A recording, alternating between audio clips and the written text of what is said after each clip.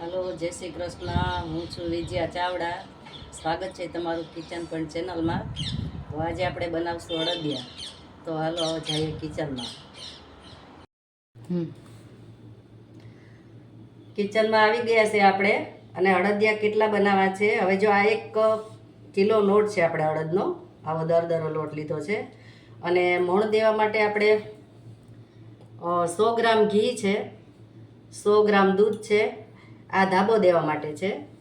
અને 100 ગ્રામ આપણે લીધો છે ગુંદર. ગુંદર આપણે ઓછા વધ તો કરી શકો, જે ભાવે એ પ્રમાણે. અને 100 ગ્રામ બદામ છે, 100 ગ્રામ કાજુ છે, અને 100 ગ્રામ આપણે સૂંઠ છે પાવડર, અને 1 કિલો મોરસ છે. તો આપણે ધાબો દેવાનો છે. તો એક તપેલી લઈશું, એમાં ઘી નાખી દઈશું 100 ગ્રામ, અને 100 ગ્રામ આપણે દૂધ. હવે બે મિક્સ કરશું અને સેજ ગરમ કરશું. ગેસ ઓન કરી દઉં. તો આને ગરમ કરવાનું છે, ન શીખવું.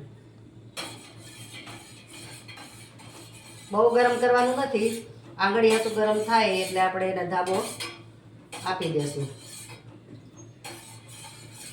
આપણી આંગળી અડે જોઈ લેવાનું કે આપણી આંગળી દજાતી નથી. સેજ સેજ આંગળી હટતું જ કરવાનું છે.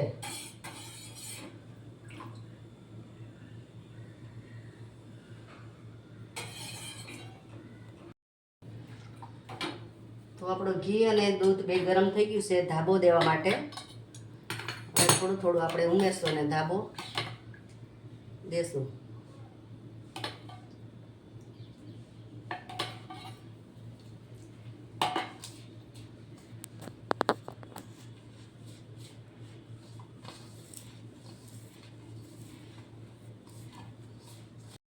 વજન દેશો એટલે બધું એક હરખું સરસ ચરાઈ જાય.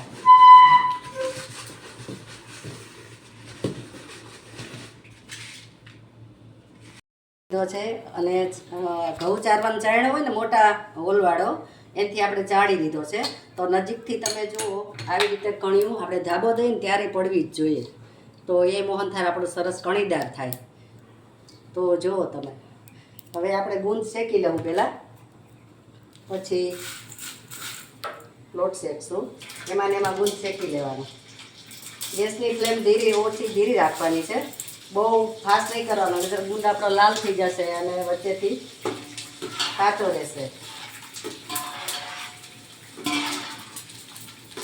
તો હું કેમેરામેનને કહીશ કે નજીક આવે અને બતાવે કે આપણો ગુંદ કઈ રીતે તરવાનો.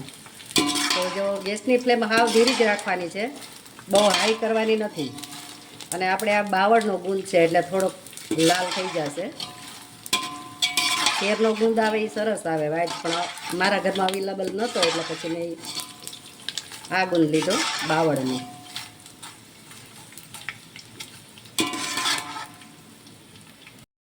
છે તો એ જ ઘીમાં આપણે હવે અહીં હું લોટ નાખીશ. તો તમે ઘી જોઈ લો કઈ રીતે ગરમ કરવાનું. અડદિયા આપણે લોટ શેકીએ ધાબો દીધેલો, એટલે નજીકથી તમને હું બતાવું કે જો આવું ઘી ગરમ કરું અને પછી એમાં લોટ નાખું. એટલે પહેલી વાર જે બનાવતા હોય ને એનાથી એ સરસ બને આ અડદિયા. કારણ કે બિચારા પહેલી વાર બનાવતા હોય એને ખબર ન હોય. તો અડદનો લોટ તો ઓછો હોય, પાછો એમાં આપણે ધાબો દીધો હોય એટલે એકદમ પોચો થઈ જાય. અને જો શેકવામાં બરાબર ન શેકાય તો બગડે આપણા અડદિયા, એટલે ખાસ ધ્યાન રાખવું. અને ઘડીક વાર આપણે હલાવશું ફાસ્ટ ગેસે, પછી આપણે મીડિયમ કરી દઈશું ગેસ. ઘડીક વાર ફાસ્ટ રાખવાનું છે.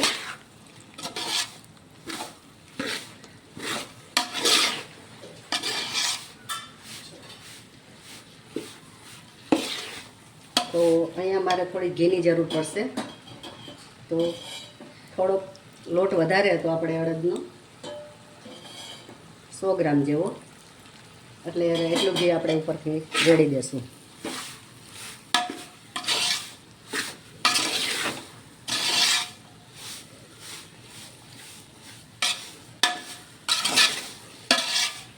તો જો આપણો લોટ બધો પલળી ગયો છે, એકદમ ફાસ્ટ ગેસ રાખ્યો છે. હજી આપણે એને 5 મિનિટ રાખશું પછી ધીરો કરી દઈશું ગેસને. તો જુઓ આપણો અડદિયા પાક લોટ સરસ શેકાઈ ગયો છે અને દાણેદાર મસ્તનું શેકાઈ ગયો. તમે જોઈ શકો છો, દેખાય છે ને સરસ. અને મોઢામાં પાણી આવી જાય એવા અડદિયા જે બનવાના છે. તો અમારે તો કાલે મહેમાન આવે છે એટલે એમના માટે જ મેં ખાસ બનાવ્યા અડદિયા. જુઓ તમે, હજી આપણે થોડુંક શેકાવા દેવાનું છે. હજી દૂધ થોડુંક નાખશું આપણે. અને સાઈડમાં આપણે ચાળણી મૂકી દઈએ. અહીંયા હું નોનસ્ટિકની કઢાઈ લઈશ. આપણા કિલો મોરસ છે. ધીરે ધીરે ચાળણી થાય ને આપણો લોટ શેકાઈ જાય. આમાં પાણીનું કોઈ માપ નથી હોતું. આપણી મોરસ ડૂબે એટલું પાણી આપણે નાખવાનું છે.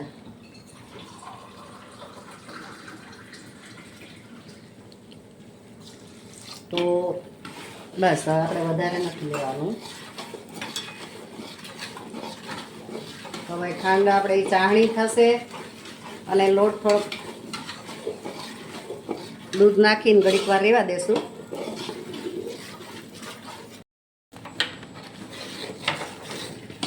તો આપણા અડદિયા સરસ દાણેદાર સરસ શેકાઈ ગયા, ગોલ્ડન બ્રાઉન થઈ ગયો છે.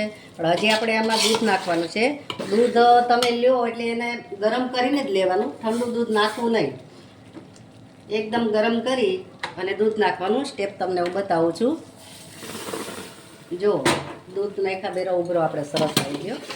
અને જેમ શેકાશે દૂધ બળશે એમાં આપણા સરસ અડદિયા પાક શેકાઈને તરત રેડી થશે.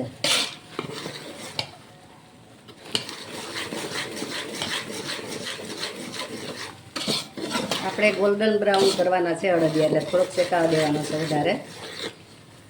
જો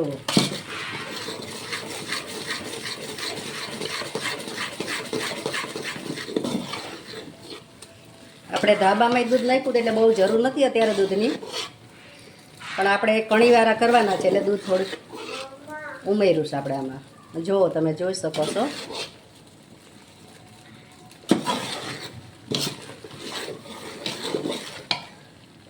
તો હવે આપણે ગણપતિ બાપાને સમરવા જોહે અને અડદિયા આપણે એમને ખવડાવશું ગણપતિ બાપાને. અને લોટ આપણો શેકાવા આવ્યો છે પણ હજી થોડીક વાર છે. એટલે હવે આપણે ગણપતિ બાપાને સમરીએ એટલે એ હાજર રહી અને આપણા અડદિયા પણ સરસ બને. તો એકાદી કડી આપણે ભજનની લેશું. પ્રથમ પેલા સમરીએ રે સ્વામી તમને સુંડાળા,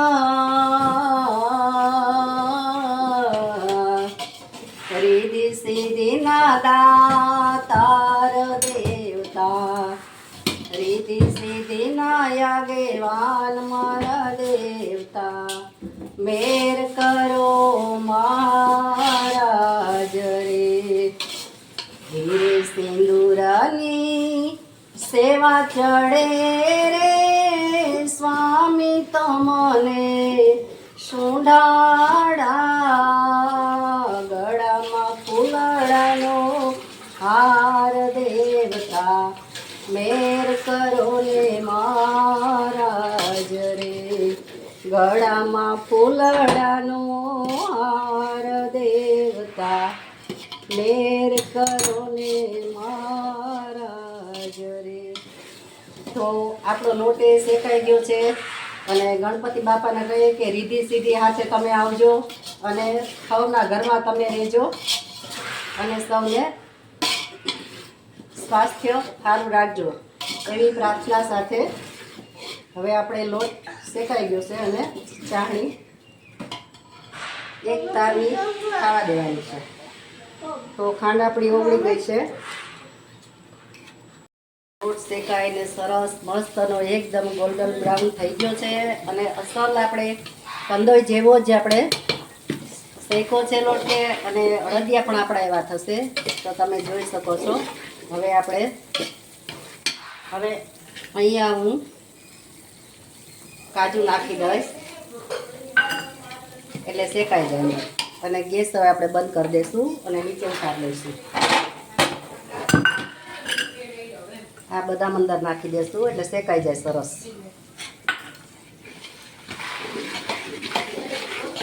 તો જુઓ લચકો આપણો કેવો સરસ તૈયાર થઈ ગયો છે. ખાવાની પણ એવી મજા પડી જાય.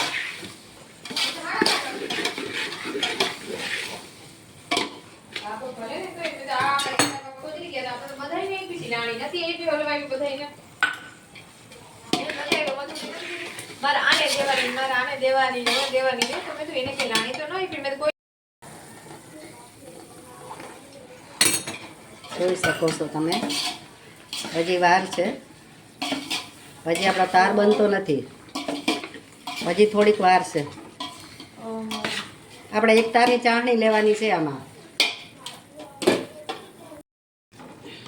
તો આપણી ચાસણી પણ હવે તૈયાર થઈ ગઈ છે. તો તમે જોઈ શકો છો, દેખાય છે તમને? જો એક તાર આપણે આવી ગયો છે અને તૂટતો નથી તાર, એટલે આપણી ચાસણી આવી ગઈ. જો છે ને, તો રેડી છે આપણી ચાસણી. અને આ જ અહીંયા હું વાત મેં પાછળ રાખી હતી, સૂંઠ ગરમ ગરમમાં નાખો એટલે એનો સ્વાદ બધો જતો રહેશે. એટલે મેં લોટ થોડોક ઠરે ને પછી જ નાખવાનું. ગેસ બંધ કરી દીધો છે. તો હવે આપણે સૂંઠ નાખશું આમાં.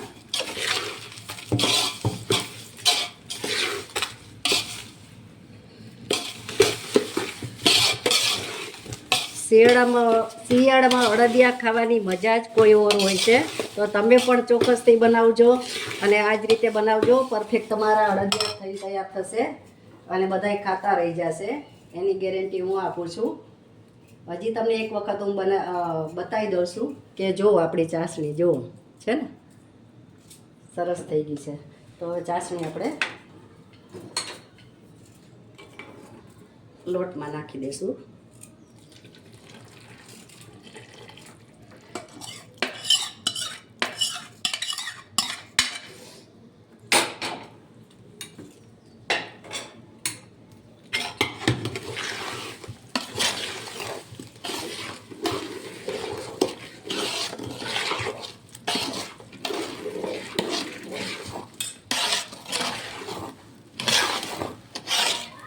અને થોડી ઘટ થવા દેશું, કારણ કે ઘી હોય એટલે ઠરતા વાર લાગે થોડીક. જુઓ કેવું ટેક્સચર આવ્યું છે આપણે સરસ અડદિયાનું. લચકો ખાવાનું મન થઈ જાય. અને ગુંદ આપણે ઉપરથી નાખવાનું છે. આપણે શેકવામાં તો નાખ્યો જ છે થોડોક. અને લાઈક કરજો, શેર કરજો અને સબસ્ક્રાઈબ કરજો. અને કોમેન્ટ કરવાનું ભૂલતા નહીં. અને ક્યાંથી કોમેન્ટ કરો છો એ પણ મને તમે કહેજો, કયા સિટીમાંથી, કયા ગામડામાંથી, જેથી કરીને હું તમારા બીજા વિડીયોમાં પણ હું તમને કોમેન્ટનો જવાબ આપીશ ચોક્કસ. તો જો આપણા અડદિયાનો લચકો કેવો સરસ બનીને તૈયાર થઈ ગયો છે. અને મોંમાં પાણી આવે છે ને તમને પણ. તો મારા સબસ્ક્રાઈબને પહેલાં ખવડાવું, મારા વ્યુઅર્સને ખવડાવું, પછી હવે હું ઢાળું. અને હવે હું તમને આ ઢાળી દઉં, પણ હવે તમને પાછું હું ટેસ્ટ નહીં કરાવી શકું, કારણ કે આ બેન જે છે ને અડદિયાનો ઓર્ડર આપ્યો છે, એ બેન લેવા જાય હશે. એટલે ચોકી હોતા હમણાં લઈ જવાના છે. એટલે હવે પાછા ક્યારેક બનાવીશ ને ત્યારે તમને ચોક્કસ ખવડાવીશ. એટલે જુઓ તમે. તો તમે પણ આ રીતે બનાવજો. અડદિયા આપણા મસ્ત બની ગયા છે. જે કંદોઈ બનાવે છે એ જ રીતે મેં બનાવ્યા છે. થોડીક આપણે કતરણ ગાર્નિશ કરશું બદામની.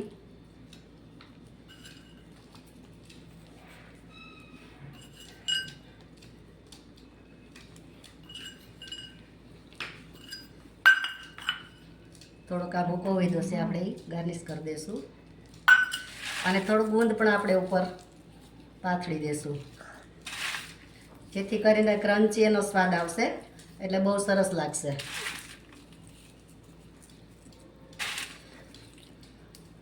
તો તૈયાર છે આપણા અડદિયા. તો હવે આપણે મળશું બીજા વિડીયામાં. અને આવજો. જય શ્રી કૃષ્ણ, જય માતાજી. અને કોમેન્ટ કરજો કેવા તમને અડદિયા મારી રેસીપી ગમી હોય તો લાઈક શેર કરવાનું ભૂલતા નહીં અને સબસ્ક્રાઈબ તો કરજો જ, એટલે જેથી કરીને નવી નવી રેસીપી આપણા સુધી પહોંચે. તો આવજો એન્ડ ટેક કેર.